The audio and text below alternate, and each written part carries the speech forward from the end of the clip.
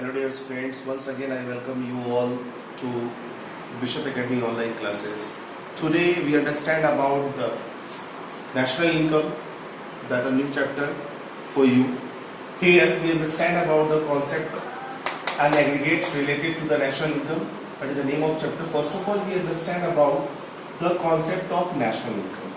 देखिए अगर बात हम करते हैं तो हमारी इकोनॉमी हमारे इनकम के ऊपर डिपेंड करती है as we understand about the income जैसा कि हमें पता है. लेकिन अगर हम when we talk about the national income it's to and how they can be calculate कि उसको कैसे कैलकुलेट किया जाता है और वो उसको मेजर कैसे करते हैं, मेजरमेंट उसका क्या कॉन्सेप्शन होता है, इन सभी चीज़ों को हम इस चैप्टर में जानने का करेंगे.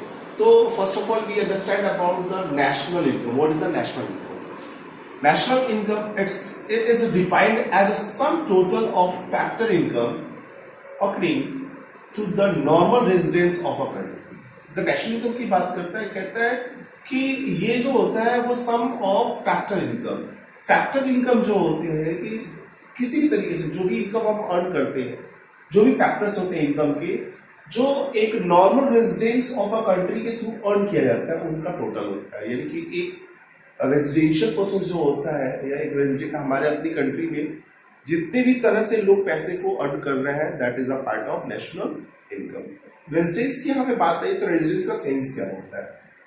रेजिडेंस की बात करते हैं कहता अ पर्सन और इंस्टीट्यूशंस, चाहे वो एक व्यक्ति हो या फिर कोई इंस्टीट्यूशन है, who originally resides in a country as whose centre of economics interest place in that country. कोई पर्सन जो किसी कंट्री से बिलोंग करता हो और उसका इकोनॉमिक सेंटर भी या इकोनॉमिक इंटरेस्ट जो है उसका जहां से वो अर्निंग कर रहा है, जिस तरह के बिजनेस वो कर रहा है, वो भी कहाँ पे बिलोंग करता हो, वो भी उसी कंट्री में बिलोंग करता हो. जैसे हमारे छोटे से एग्जांपल के रूप में अगर रख ले तो हम रिलायंस कंपनी को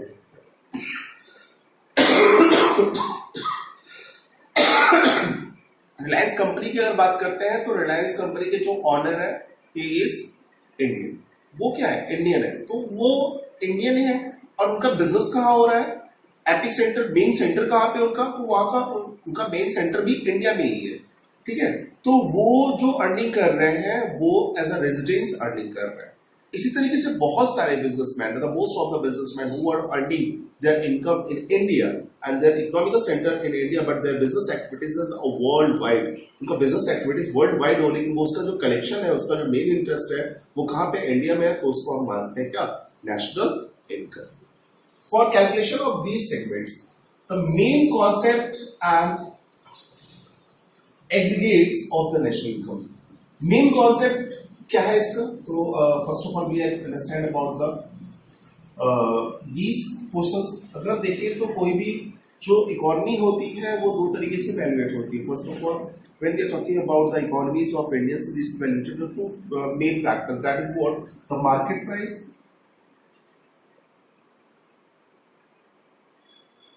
and second factor costing.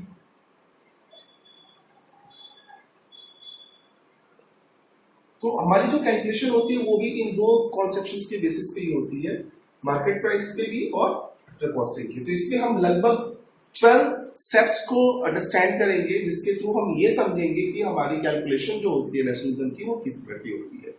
First of all when you are talking about the first point through the market price, तो इस पे आता है gross domestic product at market price. यानी कि जो हमारा टोटल प्रोडक्शन है, ग्रॉस प्रोडक्शन है, वो मार्केट वैल्यू के बेसिस पे क्या है, उसकी प्राइसिंग क्या है, वो मार्केट में उसकी क्या वैल्यू है. Second, the gross national product of market price, net national product of market price, net domestic product of market price. Then after हम फैक्टर कॉस्टिंग की बात करें, ये तो वो वैल्यूज थे या ये वो स्टेप्स थे through which we can be calculating our national income, but on the basis of the market price. इसको मार्केट प्राइस के बेसिस पे कैलकुलेट करने का कर रहे थे. फैक्टर कॉस्टिंग की बेसिस पे अगर बात करें, when we talk about factor costing, it's representing like a net domestic product at factor cost. इसको हम एनडीआई यानी कि नेट डोमेस्टिक इनकम भी कहते हैं. When we are talking about the GDPFC, it's representing the gross domestic product at factor cost. This is GDI यानी कि gross domestic income भी कहते हैं. And seventh one is NNPFC, it's representing a net national product at factor costs, which is known as a national income also, and gross domestic product at foreign GNPFC, gross domestic product at factor costs, it's representing also the national product. These are the way through which we can understand or calculate the national income. After that, there is some more steps like the private income, personal income, personal disposable income and national disposable. छोटी छोटी बातों को अगर थोड़ा सा हम बात करें तो प्राइवेट इनकम क्या होती है उसके बारे में हम सीखेंगे यहाँ पे, नेशनल इनकम क्या होती है उसके बारे में, फिर पर्सनल डिस्पोजेबल इनकम क्या होती है और नेशनल डिस्पोजेबल इनकम क्या होती है. तो एटलीस्ट ये सारी चीजें अभी आपके लिए नहीं है, ठीक है. तो पहले हम मार्केट वैल्यूज में जो ग्रॉस डोमेस्टिक प्रोडक्ट है एट मार्केट प्राइस उसके बारे में समझेंगे. Now, when we are talking about the GDP, gross domestic product at market price, तो इसका सिंपल सा कॉन्सेप्शन होता है कि ये चीज होती क्या है कि अगर हम अपने जीडीपी की बात करें और किस वैल्यू पे, मार्केट प्राइस की वैल्यू पे, this represent the market value of final goods and services produced during a year. यानी कि हमारे अपनी कंट्री में with in the domestic territory of a country, GDP represents that value, market value of final goods and services which is produced during a year or within a territory. हमारे अपने देश की अगर हम बात करें तो हमारे अपने देश के जितने भी तरह के प्रोडक्शन हो रहे हैं, एक फाइनेंशियल ईयर की अगर बात करें, एक फाइनेंशियल ईयर में जितने भी प्रोडक्शन होते हैं उन सभी का जो टोटल मार्केट वैल्यू होता है वो चीज को रिप्रेजेंट करता है gross domestic product at market price.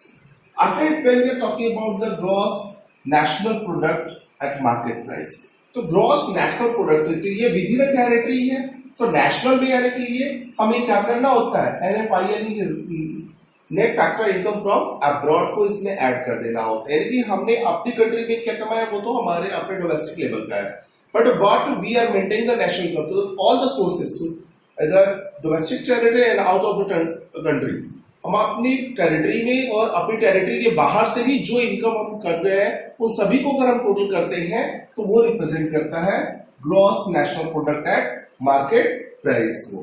For as a formula we should be understand about the gross domestic product at market price plus NFIA which is representing the net factor income from abroad, and the net factor income represent the export income from export and minus उसमें से कर लेंगे import payments, यानी कि हम जो export कर रहे हैं, इंपोर्ट जो कर रहे हैं उसके लिए जो पेमेंट कर रहे हैं और जो एक्सपोर्ट कर रहे हैं उससे जो इनकम रिसीव करें, दोनों के बीच का जो डिफरेंस होता है वो हमारे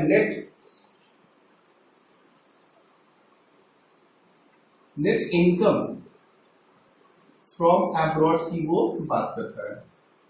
यानी कि ये NFIA को रिप्रेजेंट करता है. आज के लिए इतना ही. Thank you.